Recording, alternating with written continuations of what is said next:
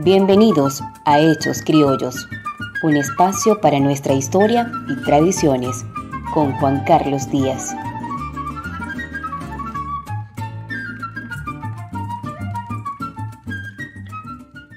Feliz día, tarde, noche a todos nuestros estimados seguidores.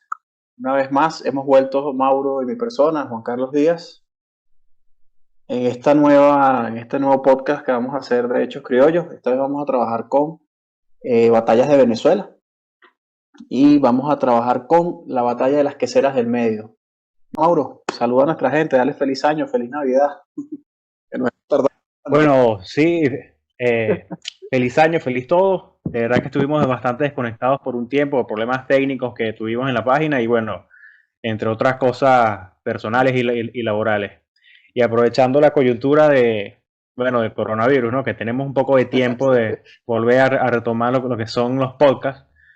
Como dijo Juan Carlos, comenzamos este segmento sobre las batallas de la independencia y vamos a comenzar con la batalla de las queseras del medio, que justamente dentro del mes que viene, ya el 2 de abril, se cumplen 201 años de la batalla de esta gran batalla que marcó un antes y un después en la guerra de independencia, y es la que le da ese renombre nacional incluso e internacional al general Páez, pues, por toda esta hazaña, toda esta hazaña descomunal de táctica y de estrategia, tanto política como de combate, pues, que se ejerció en esta batalla. Exacto, sí, bueno, mire, y fíjate que hablando del caso del coronavirus, ¿no? Vamos a tomarnos un tiempito para hablar de esto, porque Venezuela, bueno, para la fecha en la que estamos grabando esto, que es el 15 de marzo, ya el 14 se habían detectado dos casos, y luego ya hoy ascendieron a 10 casos en Venezuela. El señor Maduro, los dos presidentes, el señor Maduro y después el señor Guaidó, tomaron las precauciones que siempre toman ellos tan eficientes. Y nada, prohibieron la entrada y la salida del país vía aeropuertos, por las fronteras también. Tengo entendido que van a llamar a una cuarentena general. Mi persona, por lo menos yo que estoy ahorita en Madrid, estamos aquí en una cuarentena. Si esto parece 1 de enero en Venezuela, no hay nadie en las calles. La gente se ha encerrado en sus casas realmente, los que trabajan de manera telemática trabajando. Sin embargo, más allá de eso, y no sé cómo está la cuestión allá en Argentina, no es primera vez que esto pasa en Venezuela. Nosotros hace poco colocamos una publicación a propósito de toda esta cuestión del coronavirus, que yo digo que es para tener precaución, es para tener cuidado, más no para alarmarse, ¿verdad? Pienso que los medios de comunicación, las redes sociales han sobredimensionado el asunto, porque si al caso vamos, más gente mató el ébola, que mataba más rápido, o la H1N1, la Y gripe porcina, una enfermedad mucho más letal también, pues, el y ébola. más agresiva, exacto. Entonces, creo que, no sé, pues no quiero entrar en estas aguas, en estos temas. Hablando con los amigos en estos días de la butaca inglesa, bueno, sabes que ellos se especializan en las teorías de la conspiración y me dieron cualquier cantidad de argumentos válidos, ¿no? Sin embargo, lo que queremos hacer aquí desde Hechos Criollos es invitar a las personas a mantener la calma y a verificar la información que, que, que, que vean en las redes sociales, para que tampoco se alarmen más de lo debido. Ojo, con esto no quiero decir que nos los tomemos a la ligera, ¿no?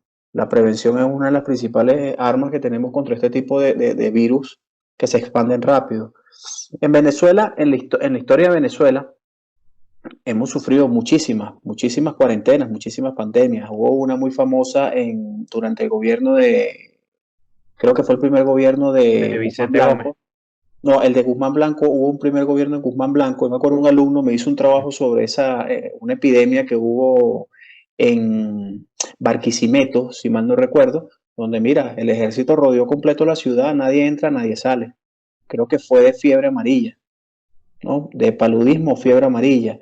Tenemos la famosa, la gripe española, que no es que La gripe nació en española. España, pero se le llama así gripe española. En realidad fue en Kansas, pero entre 1918 y 1919 esa enfermedad mató entre 40 millones y 100 millones de personas. No hay un cálculo exacto. O sea, mató más que la Primera Guerra Mundial.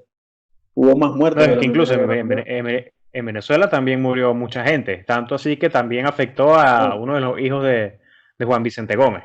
Claro, 25, entre 25 y 45.000 personas murieron entre Caracas y La Guaira nada más. Que colocamos el post en estos días que José Gregorio Hernández se especializaba en estos tipos de pandemia, organización de cuarentenas, etcétera, etcétera, etcétera. Entonces, nada, este mensaje que le estamos dando a nuestros escuchas es precisamente para que mantengan la calma, sigan las instrucciones que se han dado por las redes sociales, lavarse las manos, tratar de mantener la higiene, no estar tocando ni teniendo contacto directo con otras personas para, bueno, colaborar y que empiece a avanzar la normalidad en nuestras vidas cotidianas, porque esto nos va a afectar la economía. O sea, el problema es que estos grandes paros, por así decirlo, por situaciones sanitarias, van a traer una consecuencia económica. Ojo, en Venezuela estamos acostumbrados a sobrellevar estas cosas, pero por lo menos en los otros países en los que nos encontramos distintos venezolanos, Hacienda sigue cobrando, los bancos van a seguir cobrando, todo el mundo va a seguir cobrando, menos nosotros. Entonces, nada, era para hablar de esto. Y de hecho, Mauro, sería bastante interesante por lo menos que nos lancemos un día un conversatorio sobre lo que han sido las epidemias y las pestes en Venezuela. Porque hay uno también, la peste negra que dio en Puerto Cabello, que de ahí nace el famoso carretón. Sí. Casualmente de la peste negra que dio en Puerto Cabello en 1750, 1760, por esos momentos. Entonces, nada, bueno, ya es un pequeño mensaje que dejamos con esto. Vamos a hablar de la batalla de las queseras del medio. Bueno, el cuento que nos echan de las queseras del medio es que vino Páez con 153 hombres y él solo derrotó a 1.200 hombres de caballería de la Fuerza Española, dirigidas por Pablo Murillo, el famoso vuelvan caras o vuelvan carajo, que fue lo que se dijo, volver caras o volver carajo, ¿no?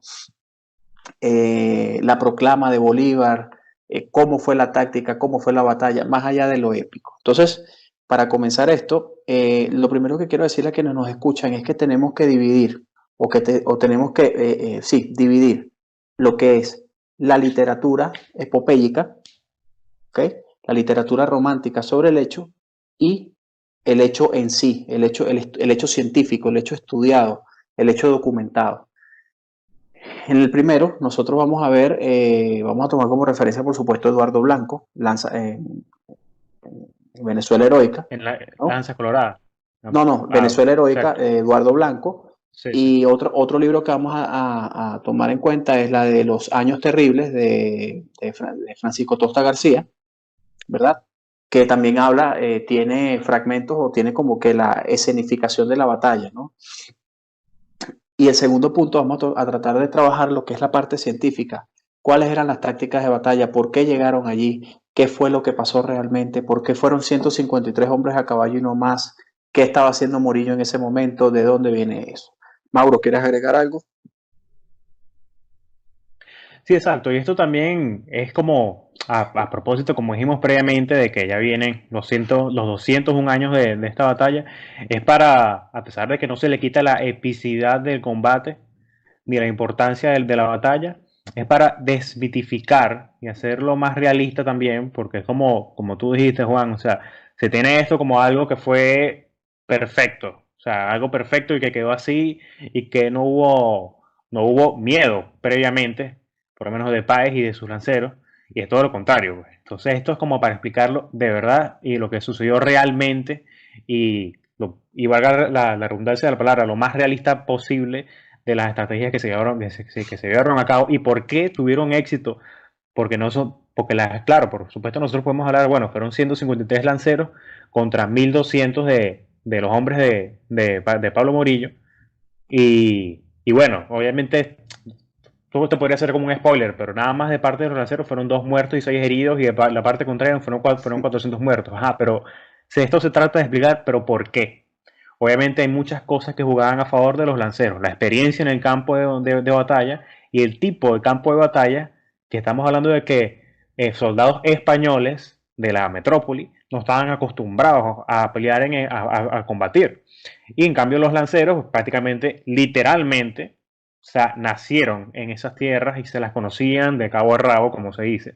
Entonces eso da mucho punto positivo y también mucho pro en esa balanza de por qué salieron mucho más favorecidos los lanceros.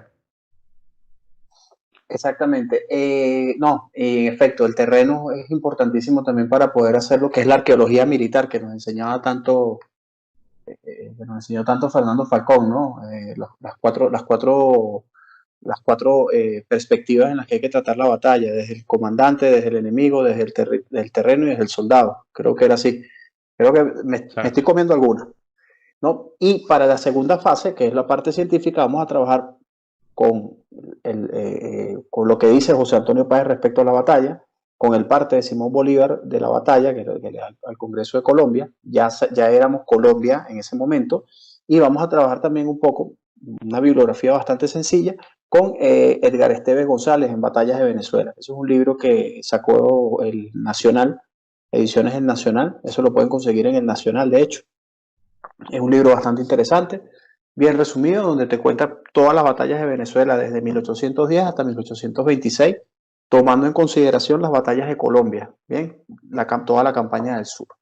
Entonces, nada, bueno, nos encontramos en el contexto, plena guerra de independencia, ya Bolívar se había ido a reunir con José Antonio Páez, había empezado lo que era la campaña de Apure, la campaña de los Llanos, perdón, y listo. Páez y Bolívar se reúnen para poder perseguir a Morillo, que Morillo se había adentrado en los Llanos.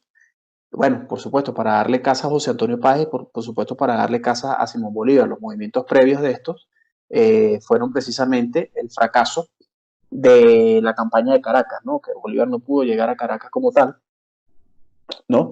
Y tuvo que cruzar el río Apure.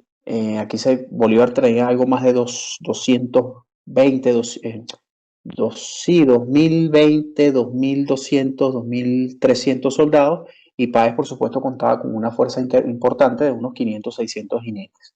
Lo que tú dices, cuando hablamos de 500, 600 jinetes de Páez o llaneros paecinos, tenemos que tomar en cuenta de que eran jinetes preparados, acondicionados al terreno, acondicionados a las condiciones atmosféricas, ¿verdad? Y con experiencia, porque recordemos, como diría Herrera Luque en narrativa, en el trabajo de Bolívar, el último vuelo del Alcatraz, donde dice que de cada 5 soldados, 4 habían luchado con Boves, o sea que teníamos soldados curtidos en batalla, que se habían enfrentado, habían derrotado a los patriotas, ahora luchaban con Páez. O sea que no podemos hablar de 500 jinetes solos, ¿no? O sea, 500 jinetes a caballo ya no, eran tipos muy preparados. Como tú bien lo dijiste, Mauro, conocían perfectamente el terreno, se conocían eso, el terreno lo conocían perfectamente. Por algo Páez no le gustaba salir de sus tierras.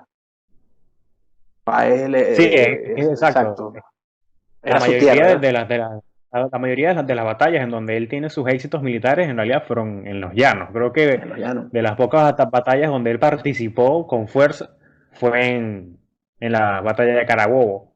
Y sin embargo, esa batalla, exacto, y esa batalla para él fue difícil. O sea, no voy a decir que las batallas previas fueran fáciles para él, porque no creo que ninguna batalla es fácil, pero la batalla de Carabobo para Páez fue un poco mucho más difícil porque, bueno, también estamos hablando de dos contingentes, tanto realistas como patriotas, fuertemente armados y bastante y con bastante preparación y en bastante número, así que fue totalmente distinto. Pero es lo que tú dices, Páez no salía, vamos a decirlo así, de esa zona de confort, pues, lo cual es muchísimo, es una movida muy inteligente, pues no se puede juzgar eso porque obviamente tú no vas a ir a un sitio con que no tengas garantías de tener éxito. Exacto. Y bueno, no, y acuérdate que también la cantidad de recursos, el poder, el transporte de la comida, el transporte de los alimentos, todos los recursos y toda, digamos, la vitalidad que le presentaba el llano a Páez y a sus tropas, ¿no? Si algo tenían las tropas de Páez es que no pasaban hambre, ¿no? Y bueno, el contexto entonces, nos encontramos en 1819, ¿verdad? 1819 en abril. Previo a abril se encontraban Bolívar y Páez buscando la forma de finales de enero, principios de febrero, de cruzar el río Apure para buscar a unas fuerzas republicanas que estaban integradas por 200 hombres Morillo los está persiguiendo con 8.500 efectivos, algo más de 3.500 de caballería, el resto de infantería y artillería. Entonces, más allá de eso, se tiene que buscar atravesar el río Arauca. Cuenta Páez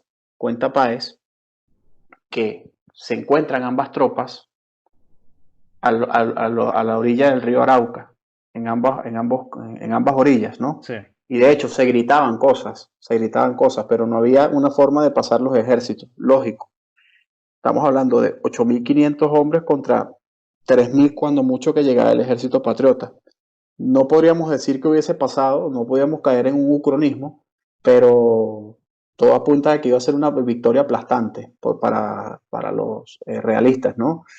Y nada, estamos como en este punto trancado y Bolívar ordena a Páez que haga un reconocimiento, una patrulla de reconocimiento. Es lo primero que tienen que conocer las personas. No fue que Páez agarró sus mejores hombres y fue a buscarle problemas a Morillo. No. Páez fue a hacer un reconocimiento, una patrulla para buscar una zona del río que fuese llana para poder pasar las tropas y utilizar, por supuesto, el elemento sorpresa, que cabe destacar que Bolívar era muy estudioso de este elemento, de lo que era el ataque relámpago, el ataque continuo. Eso lo podemos ver en la campaña Admirable, ¿verdad? Era buscar el elemento sorpresa. Entonces, punto número uno, Páez jamás tuvo la intención de ir a buscarle pelea o a provocar al ejército español. O sea, aquí no hubo Exacto, o sea, es como tú dices, o sea, se habla de 153 lanceros porque era, como decirlo, un contingente pequeño para reconocimiento, porque para hacer un reconocimiento tiene que ser un contingente pequeño, no vas a irte con 2.000 soldados a hacer un reconocimiento. Entonces, lo que se podemos apreciar cuando vemos las lecturas sobre esta batalla es que Páez, en ese momento de que hace reconocimiento y encuentra un punto, digámoslo así, idóneo para el ataque, es como que, bueno, yo necesito aprovechar esto, no puedo, o sea, porque de repente, si me voy a darle a Bolívar la información de lo que tengo, pierdo la oportunidad. Y es ahí cuando comienza esa parte decisiva de lo que sería ese enfrentamiento, pues, y ese ataque. Y también esa, digamos también esa provocación, porque como tú dices, cuando estaban ambos ejércitos en la parte de los ríos y se decían cosas, era como para ver quién entraba primero, porque quien entraba al río primero en realidad iba a salir perdiendo. Porque estamos hablando de un río más o menos ancho y muchos de ellos iban con caballería, lo cual la caballería siempre se afecta pues cuando está en un río. Exactamente.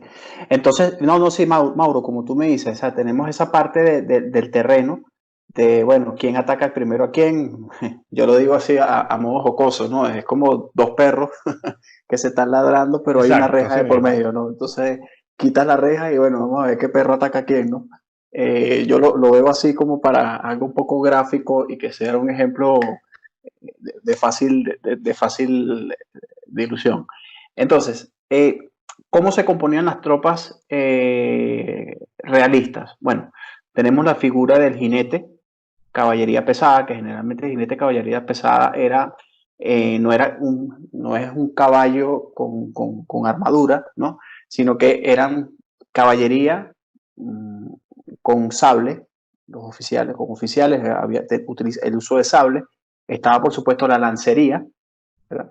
Y el determinante que son los dragones. ¿Qué era un dragón? Bueno, el dragón era una unidad militar montada a caballo, la cual, aparte de tener su sable, utilizaba una escopeta, un fusil.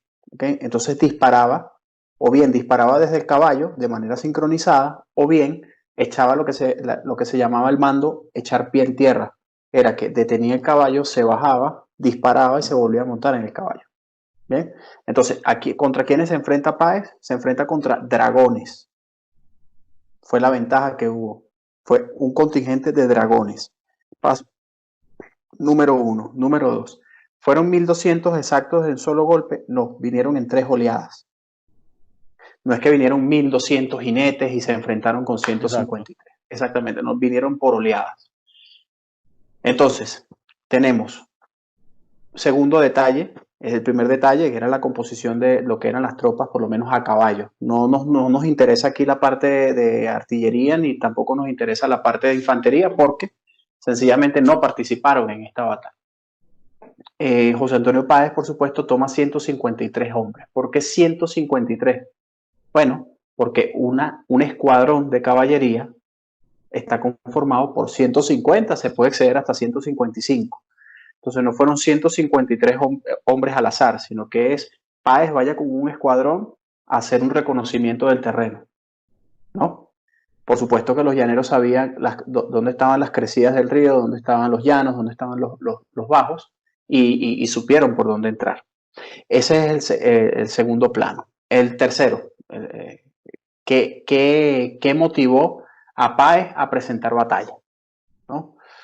No sé si tú recuerdas, Mauro, que una vez a nosotros en una clase nos dijeron que esta batalla se ganó porque esto no ni siquiera comenzó como una batalla, esto comenzó como una refriega y después evolucionó a batalla, ¿no?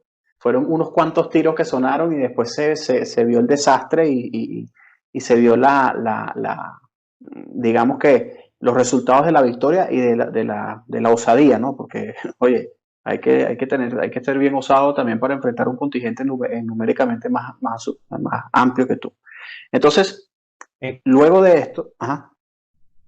Es que sí, exacto, como tú dices, en términos de, o sea, bueno, para ponerle así a los que nos escuchan, como para que puedan imaginarlo, lo que tú dices de refriega, es como que, o sea, yo quisiera que los que nos escuchan se imaginen que tienen a dos ejércitos, obviamente, uno con una superioridad numérica un poco más considerable y tienes a otro con unos números de tropas muchísimo menor. Obviamente, tú no te vas a lanzar de una con todo contra ese enemigo. Lo que tú haces es incitar, o sea, vas y vienes, vas y vienes. Eso fue lo que pasó más o menos al principio, por lo menos antes de lo que sería la batalla en sí.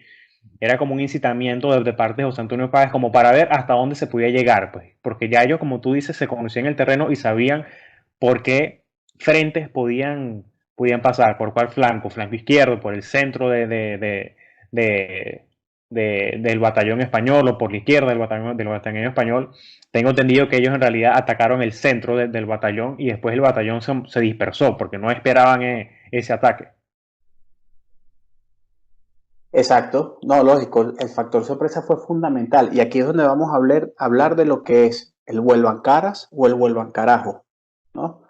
La gente, y esto yo lo he dicho en algunas ocasiones, Mauro, afortunadamente en esta ocasión va a quedar grabado, o sea que ya no va a ser un live que se hizo y no quedó registro, es ¿qué es el vuelvan caras? Vuelvan caras era una orden de mando en la cual se trataba de, fuese infantería, fuese caballería, en cualquiera de sus tipos, liviana o pesada, es devolver caras al enemigo. ¿Qué pasa? Yo finjo una retirada, una falsa retirada, ¿verdad? Hago que el enemigo intente alcanzarme y cuando yo sé que el enemigo está cerca, yo mando a volver caras y aprovecho el factor sorpresa del enemigo frenándose, porque oye, tú estás persiguiendo a alguien y eso es psicología absoluta. Tú persigues a alguien y tu subconsciente tiene la visión del cazador.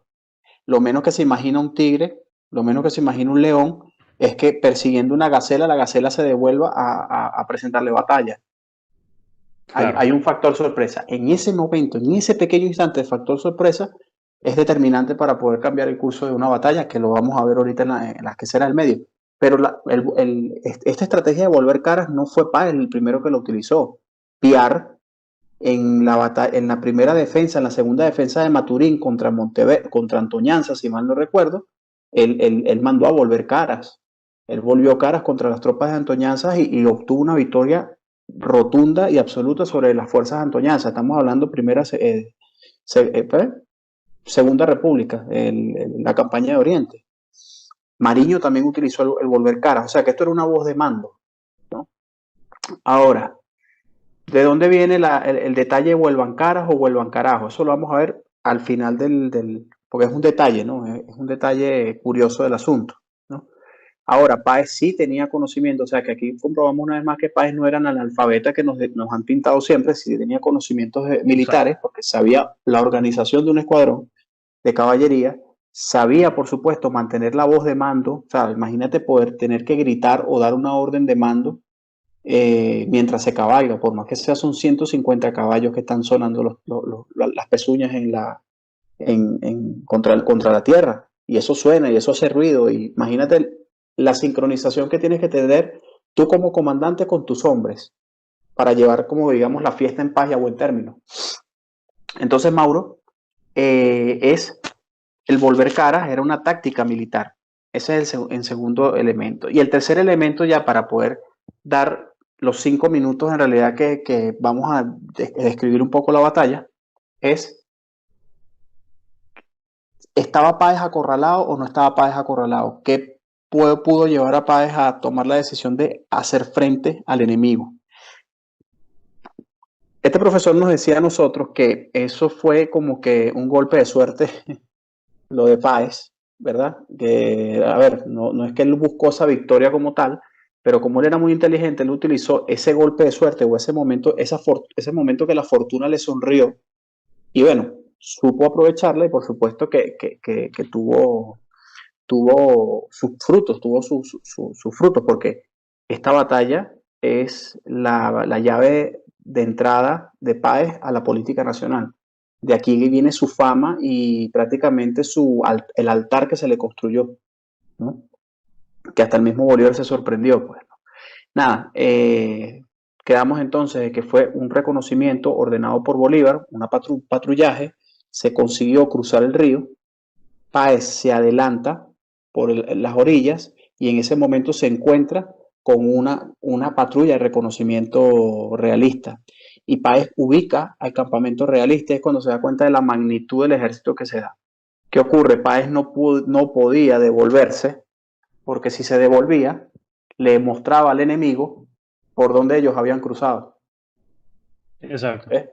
Y se descubría también lo mismo, el campamento patriota.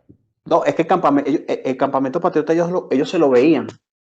El problema es que si Páez se devolvía en retirada, los españoles, por supuesto, le iban a dar persecución y en consecuencia iban a descubrir por dónde se les podía meter. Ah, claro, por supuesto. ¿Entiendes? Entonces era peligroso y eso Páez, de hecho, Páez lo escribe en su autobiografía.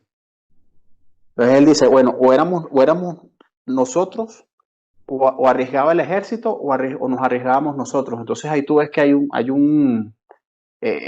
algo bastante loable, bastante noble de parte de Páez, de que, bueno, no iba a interponer a sus compañeros de ejército ni a sus hombres por una simple huida. Entonces ofrece no batalla, pero sí buscar otra forma de huir. No sé, Mauro, si quieres agregar algo. No, y es que incluso también, sabes que has nombrado mucho el factor sorpresa, y es verdad, o sea, el factor sorpresa ayudó demasiado a los realistas en esta batalla. Porque no estamos hablando solamente de la acción del vuelo en cara, sino que antes de ese momento de que los lanceros y Páez vuelven caras y atacan, ya ellos estaban dando pequeñas cargas contra esa primera línea central de ese batallón de reconocimiento de los españoles. Pero obviamente era una acción que los realistas no se esperaban, primero por la cantidad mínima de soldados que tenía Páez, como también porque precisamente acababan de cruzar el río y no se esperaban eso.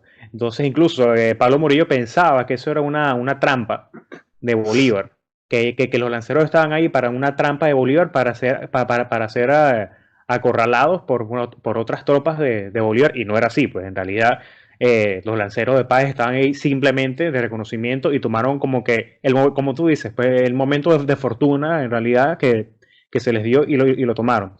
Pero la cosa es esa, que los realistas no se esperaban este tipo de ataque. Pablo Morillo pensaba que era una trampa, entonces le prestó demasiada atención como que a Páez y a lo que estaban haciendo, pero cometió los errores de que mientras Páez atacaba esa línea central de reconocimiento, los soldados los soldados realistas se fueron dispersando. Una de las cosas que me comentó el profesor Falcón fue que en ese primer como escaramuza, como se podría decir la palabra. La sorpresa de los realistas fue tanta que muchos de los jinetes que iban con los caballos se cayeron de los caballos, porque era eso, o sea, no lo esperaban. Y también adelantándome un momento, antes de ese momento que, ¿sabes? Ese momento de, como vamos a decirlo así, ese clic de vuelvan caras, cuando pasa Rubén Caras, mucho de que le dio el lado positivo a esa acción de Páez fue que no solamente ellos vistieran a los soldados, sino que los mismos soldados españoles, por la acción de sorpresa, se cayeron de sus caballos y no podían combatir, porque eran soldados que estaban entrenados para combatir a caballo. Y ellos iban a pie y los patriotas iban a caballo. Entonces, en realidad, esa acción de sorpresa literalmente hizo que se desmembrara ese contingente español. Exactamente, tal cual, y acabas de dar con un punto fundamental. Si supuestamente fue una batalla a caballo que hacían soldados a pie, ¿no? Exacto. Exacto. Si Páez, ojo, esto que voy a decir no es algo que lo haya leído, sino que es algo que yo de tanto pensar en estos asuntos, porque nos dedicamos a esto, uno se pone a hacer ucronía, ¿no? ¿Qué hubiese pasado si Hitler ganaba la Segunda Guerra Mundial? Bueno, ahí tenemos la serie esta de Man of the High Castle, ¿no? ¿Qué hubiese pasado si Boves no lo hubiesen matado en Urica? ¿Qué hubiese pasado si los realistas hubiesen cargado primero con lanceros y no con dragones? Quizás la historia hubiese sido otra. Páez hubiese sido un general reconocido, pero que murió en batalla. Porque dudo mucho que un jinete o un lancero realista, aunque los lanceros patriotas tenían la ventaja de que las cucharas o las lanzas o las estacas, cualquiera de las tres es válida, eran de 4 metros y hasta 5 metros. La lanza reglamentaria realista creo que llegaba a 1,90 m, 2 metros. Pero todavía Sí, tenemos como 2 metros. esa ventaja, ¿no? Como 2 metros, exactamente. Pero igual, estamos hablando de que la carga de dragones es completamente diferente al efecto que puede surgir una carga de caballería, lancería, ¿no? O una carga de caballería pesada también. Pero en fin, Páez, al encontrarse con los enemigos, Morillo ordena perseguir a estos realistas, a estos patriotas, a este escuadrón, para detenerlos. En realidad la intención no era aplastarlos, era detenerlos para que confesaran por dónde habían pasado, ¿no? Y por supuesto Páez no se va a dejar, y Morillo en un arranque, o sea, digamos que en un arranque de desesperación para poner fin de una vez a esto, decide enviar por completo a un contingente, unos 400 hombres, unos 400 jinetes, ¿no? Que estaban al mando del coronel Narciso López, caraqueño, pero realista, por supuesto, nació en Caracas, pero realista, uno de los precursores de la independencia, luego sería precursor de la independencia cubana, que eso es más, vamos a hablar más adelante. De hecho, quisiera hablar en algún momento de Narciso López, un sujeto súper interesantísimo, valiente como él solo, pero bueno, Narciso López le va a dar caza a José Antonio Páez, va al mando de los dragones, empieza Páez cuando ve que no los están alcanzando, pero cuando ve que hay superioridad numérica, pero también al ver que eran dragones, dice, por decirlo así, pues me la pusieron en bandeja. ¿Qué ocurre? Páez Claro. ordena al Negro Rondón, al coronel Juan José Rondón, a José Antonio Mina, a Maguel Quero, a todos esos grandes hombres comandantes de escuadra que formaran filas, ¿bien? Que formaran filas y empezaran una retirada lenta. Al parecer, ellos llegan ya a un momento en el que empiezan a disminuir el galope. Los realistas se confían por completo de que estos van en retirada y que se encuentran en desbandada, en supuesta retirada, en desorden, y es cuando ordenan echar a pie. Páez calcula, que es por eso que te digo, lo complicado que es calcular la distancia que se necesita para evitar que el enemigo te dispare y poder hacer volver caras con caballos. Que ojo, los caballos no son como los muestra la pintura de Arturo Michelena, eran Era mulas mucho más pequeño. generalmente, eran mucho más pequeños, eran mulas, muchos eran burros. Ok, no crean que son esos caballos que se ven pura sangre Exacto, sí, eso porque no lo es que vemos así. en los cuadros, lo que vemos en los cuadros son Exacto, caballos casi que caballos Mustang, pero no, son exacto, caballos sí, sí, mucho más sí. pequeños. Unos caballos que, bueno, los árabes de pura sangre con pelaje liso número uno. Sí, No, estos eran lo que se llaman los cuarterones o los tercerones, ¿no? Casi mulas. Todavía eran caballos, todavía corrían bastante. Los caballos realistas sí eran caballos directamente europeos, eran caballos marroquíes, muchos de ellos, tanto así que eran caballos entrenados para que cuando el jinete muera, el caballo vuelva solo al campamento, ¿no? O sea, claro. fíjense cómo estaba esto preparado. Y esto es determinante también. Y Páez, como buen conocedor equino, como buen conocedor del mundo equino, sabía esto perfectamente. Narciso López ordena echar pie en tierra. En efecto, ordenan echar el pie en tierra y ahí es cuando viene Páez y lanza el vuelvan caras, ¿no? Asdrúbal González, Eduardo Blanco, cuando describe esta la batalla y sonó como un trueno en el cielo, vuelvan caras, Sí. ¿no?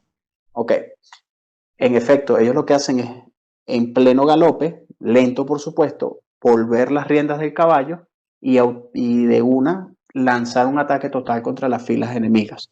¿Qué pasa? La mayoría de estos jinetes estaban en tierra, ven, se asustan por supuesto, pues no se esperaban ese contraataque. Recordemos que los fusiles en aquel momento no eran tan certeros, ¿ok? De disparar 10 podías dar un tiro, o sea, tenías que disparar muy a quemarropa para poder no fallar.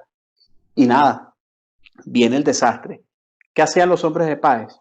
Ellos, por supuesto que se llevaban con estampida a cuantos soldados vieran, pero ellos también pinchaban a los caballos, pinchaban las colas de los caballos, Claro. los rabos de los caballos los pinchaban. ¿Qué hacían los caballos? Los caballos asustados se iban desbocados y se devolvían al campamento. ¿Qué pasó? Pablo Morillo había mandado a un segundo regimiento, que era el de caballería, el de lanceros, ¿verdad? Lo había mandado y ya venía el desbarajuste que había caído derrotado, pues, ¿no? Venía la estampida completa y por supuesto que chocan ambos regimientos, o sea, choca el regimiento de caballería contra un poco de caballos desbocados. Muchos de esos caballos llevaban a sus jinetes guindando y se No, y forma también y que una de las cosas ya, que también jugó a favor fue que, o sea, cuando Páez estaba en esa retirada falsa, pues, ¿sabes? Que uh-huh. dando la impresión de que de que estaban siendo derrotados, ellos se van, o como tú dices, van en un galope lento, pero van también divididos en 7 grupos, como en siete 7 grupos grupos. pequeños, pues, lo cual a la vista de Morillo, ¿sabes? Tenía grupos divididos que podías atacar más fácilmente. En el momento que se da el vuelo en cara, en ese momento de una, se unen otra vez en un solo regimiento grande y concentrado. Y obviamente, todo lo que estás comentando, pinchar a los caballos para que huyeran por miedo y se desbocaran los jinetes, más unado a esto también el factor sorpresa de vuelvan cara y también esta unión de estos pequeños grupos que estaban los lanceros en uno solo grande, eso también desbocó muchísimo a los realistas. Pues. Fue un factor sorpresa totalmente de todos los elementos en la batalla. Exactamente. Menos mal, gracias por recordarme. Ellos se fueron en 7 bridas, y Sí, después se unieron ellos, después se unieron y esperaron como a ir alejando al ejército de los patriotas, de los realistas. Bueno, pasa todo esto, viene esta avalancha, esta estampida completa que se devuelve al campamento y por supuesto que Morillo lo llaman, le indican que mira, que viene desbocado, o ellos pensaban que era una cabalgata general y resulta que eran sus propios compañeros. ¿Qué tuvo que hacer Morillo? Bueno, Morillo tuvo que agarrar, formar a la infantería y empezar a disparar contra sus propios caballos para detener la estampida. claro. Y hubo un desastre, de hecho dejaron pertrechos y todo y tuvieron que retirarse de nuevo a Calabozo, si mal no recuerdo. Eh, claro, estamos contando todo esto y al otro lado del río estaban Bolívar, el alto mando militar y todo el ejército viendo aquello. Yo me imagino las caras de ellos, las caras largas, y no o sea, las caras largas en el sentido de que, hombre, ¿qué pasó aquí? ¿Qué fue eso que acabamos de Exacto. ver? Este tipo acabó con todo el ejército realista, lo puso en fuga prácticamente, y ahí es cuando Bolívar dice, no, mira, a Páez no lo voy a poder controlar. O sea, este tipo nos supera a todos en creces. Ahora, fue suerte, mira, de repente fue suerte, pero también yo digo que una, el destino te pone la suerte en el lugar. Si tú sabes aprovecharla, te va a ir bien. Si no sabes aprovecharla, te va a ir mal. Y aquí hay algo que no cabe la menor duda. El conocimiento táctico sobre del animal, del caballo, de los llaneros de Páez es fundamental porque ellos supieron dónde atacar, cuándo atacar y a quién atacar, ¿verdad? No, y es que Sabían muy... es lo que tú dices. Si de repente se hubiese enviado a otra persona que no hubiese sido Páez y no hubiesen sido llaneros que comprendieran las órdenes de Páez, sino que se hubiese enviado un contingente que no hubiese peleado, un contingente de soldados patriotas, que no hubiesen peleado en un terreno así, o que no supieran por lo menos que pinchar un caballo, como bien tú dijiste, tiene ese efecto en los caballos, simplemente hubiese sido una batalla nula, digámoslo así. Entonces, de verdad que esto favoreció muchísimo, lo que tú dices, sí hubo un poco de suerte, digo yo, pero también es esa pericia de conocer el terreno, de conocer cómo piensan las personas con las cuales tú estás comandando, porque eran personas igual a él. Y también el conocimiento de los caballos tuyos y los caballos del enemigo. Así es, Mauro. Bueno, no, esto es más o menos lo que pasó. Ojo, lo que nosotros hemos leído estamos resumiendo aquí, no, no estuvimos en el sitio. Eh, Como yo siempre digo, a ver, uno se guía es por lo que lee, ¿no? La gente dice, no, eso no fue así, eso fue así, pero es que generalmente, ¿cómo tú determinas que algo fue así o no? Si es un momento que no hay un registro audiovisual. No es como de repente hablar de una batalla en Claro. la Primera, Segunda Guerra Mundial, en la Segunda más que todo, que hay un registro audiovisual. Sin embargo, uno lee, por lo menos en las mismas memorias de Narciso López. Las memorias de Narciso López, él dice desde la parte realista cómo fue esa batalla. Importante, otra bibliografía que yo recomiendo aquí abiertamente, Mauro, es la de las memorias del Capitán Sevilla. Ojo, estas bibliografías que les estoy dando es de la parte realista. ¿Eh? El Capitán Sevilla es un capitán que estuvo en la expedición pacificadora, estuvo al lado de Morillo, y él es el que cuenta que Morillo salió de su tienda de campaña sin camisa, o sea, en el camisón blanco nada más, cuando sintieron la estampida que venía el poco de caballo. Ojo, Morillo se entera después que Páez estaba entre ese tumulto de caballería, en esa escuadra de caballería. Morillo no sabía que Páez estaba allá, ellos no se conocían directamente, no se conocían personalmente, ¿no? Eh, Ahora, dos elementos aquí, dos detalles. El primero, vuelvan caras o vuelvan carajo. No sabemos, no sabemos. Vuelvan caras porque es la orden, es la voz militar, es la orden militar. Pero vuelvan carajo se fundamenta en que Narciso López dice que escuchó el carajo, o sea, vuelvan carajos. Yo dudo mucho que Páez les haya dicho a los llaneros, vuelvan Sí, yo caras. No, no, no, también. no. Sí, exacto. Yo me imagino como que, coño, vuelvan carajo, joda. O sea, como se tenía que tratar a los llaneros, pues, Exacto. porque eh, dudo mucho que palabras bonitas a los llaneros de Boves les haya caído muy bien. Entonces, vuelvan Exacto. carajo. Ahora, alguien me pregunta, ¿dónde podemos conseguir una prueba de eso? No. O sea, yo como tal me baso en lo que una vez leí de unas memorias de Narciso López, que estuvo presente en la batalla, que estuvo presente en el momento, y las conclusiones que uno llega después de haberte leído la biografía de Páez cualquier cantidad de veces, después de haber leído con referencia a Páez y bueno, cómo se trata a los llaneros de Boves. Entonces dudo mucho que haya sido Vuelvan Caras. Ojo, quizás sí fue Vuelvan Caras, Mauro. ¿Verdad? No, no, yo no te podría decir Claro. que no. Pero tú y yo sabemos muy bien que Páez no dijo vuelvan caras, o sea, dijo vuelvan caras. Y se cambia esto porque la sociedad bolivariana, esa sociedad bolivariana entre los años 60, 70, 80, era muy estricta con este tipo de palabras o lenguaje soez, que yo siempre he considerado que carajo como tal, aparte de ser una posición en un barco, no tiene una connotación vulgar como tal, y mucho menos en un momento de éxtasis máximo como es el fragor de una batalla. Exacto, pues. ¿Sí? Entonces, nada, ellos, digamos, tapiaron eso un poco para no utilizar ese lenguaje. También parte del romanticismo de Guzmán Blanco, años atrás, por supuesto, eh, distorsionaron mucho lo que fue en realidad la batalla. Esto fue una escaramuza que se convirtió en una batalla por errores tácticos del enemigo con supremacía numérica y por la habilidad y la astucia del enemigo con inferioridad numérica de aprovechar el terreno, la situación y el descuido de su enemigo. Eso, por mi parte, con eso concluyo esta parte. Mauro. Sí, bueno, exacto. Y me gustaría decir que, sabes que hablando todo esto de las debilidades y las oportunidades, bueno, tú como politólogo, yo también, me viene a la mente es la matriz DOFA. Se podría decir que Claro. Páez hizo, ¿sabes?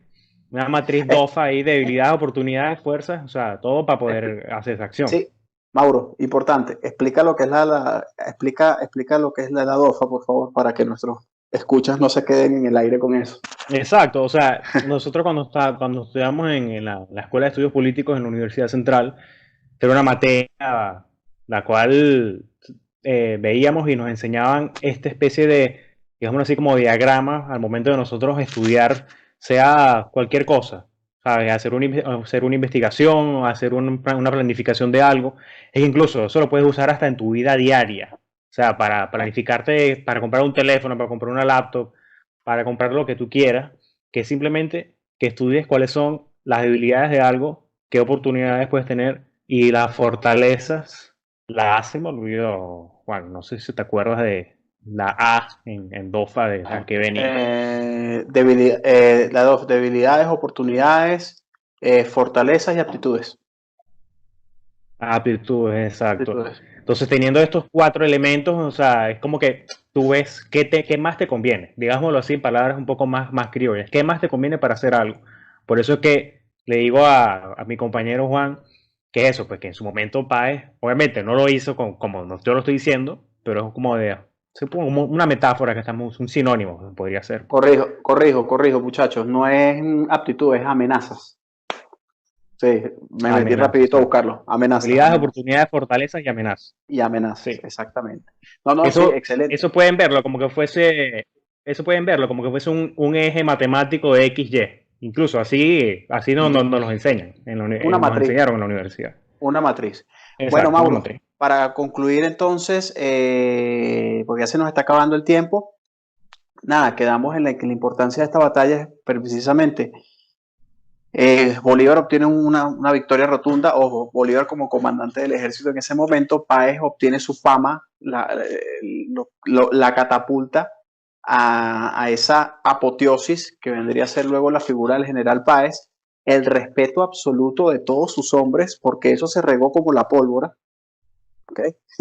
Claro. A lo que vieron los soldados ahí, y por supuesto, aquella famosa proclama, que voy a leerles un extracto. Dice lo siguiente: soldados, lo que se ha hecho no es más que el preludio de lo que podéis hacer. Preparaos al combate y contad con la victoria que lleváis en las puntas de vuestras lanzas y de vuestras bayonetas. Cuartel General de Potreritos Marrañeros, el 3 de abril de 1819. Importante. ¿Cuándo fue la fecha? 2 o 3 de abril. Hay una confusión porque la historiografía dice que fue el 2 de abril, pero José Antonio Páez coloca en la autobiografía que fue el 3 de abril. O sea, que fue un día de diferencia. Hay un día de diferencia y eso nadie me lo ha sabido responder. Ningún profesor me lo ha sabido responder. Si fue el 2 o el 3 de abril. Yo creería más en la versión de Páez porque es el que estuvo en la batalla. Si él dice que fue el 3 de abril, entonces fue el 3 de abril. Pero la cuestión es la siguiente, que Bolívar firma esta proclama, ¿verdad? Donde, por cierto, que ganan la Orden de los Libertadores, todos los soldados que participaron, y la firma el 3 de abril de 1819. Caramba, a Potreritos desde el Arauca, desde la zona de las Queseras hasta Potreritos de Marrañero, en un día cabalgaron bastante. Sí. Ellos se quedaron recogiendo pertrechos. No, Entonces, bueno, y es que Juan, también para completar y para que vayamos finalizando, o sea, que tú dijiste que Páez se hizo también famoso, o sea, su reconocimiento en Venezuela, ya su reconocimiento venía de los lanceros, después fue reconocido por todo el ejército patriota y ya después fue reconocido incluso por los propios enemigos realistas y por incluso por Pablo Morillo. Pablo Morillo le dice al rey de España que esa famosa frase de dadme un país, majestad, y vi lanceros de la pura y pondré Europa a vuestros pies. O sea, podría imaginar el respeto que sintió Morillo por Páez y también esa admiración de batalla, de guerrero, pues, claro, para exacto. darle esa declaración.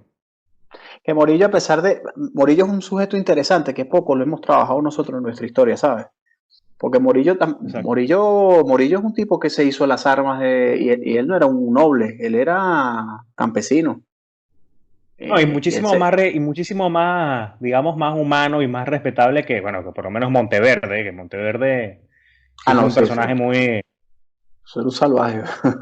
sí, un Bueno, personaje muy no salvaje, marino. Los marinos tienen, exacto. acuérdate que los marinos son sanguinarios porque no podemos llevar prisioneros, pues, ¿no? Entonces, tampoco te voy a Sí, dejar que sufras en el mar y bueno, te voy a degollar de una vez para que no sufras. exacto. Eso también hay que tratarlo. Bueno, estas son las conclusiones de esta batalla. Es un pequeño repaso a lo que fue la batalla, aprovechando de que ya viene la, la, la, la conmemoración de dicho evento. Eh, un placer haberlos estado aquí de nuevo con ustedes. Por favor, dejen sus comentarios. eh, Cosas que de repente nos hayan faltado en el video, abajo en los comentarios, suscríbanse, denle a la campanita y apóyennos en nuestros próximos podcasts. Les hablo Juan Carlos Díaz, se les quiere. Mauro, Muchas gracias por escucharnos y vamos a estar más pendientes de hacer estos podcasts para que los disfruten. Pasen un buen día y bueno, cuídense mucho. recuerden que no existe historia aburrida sino mal contada. Esto es un hecho criollo.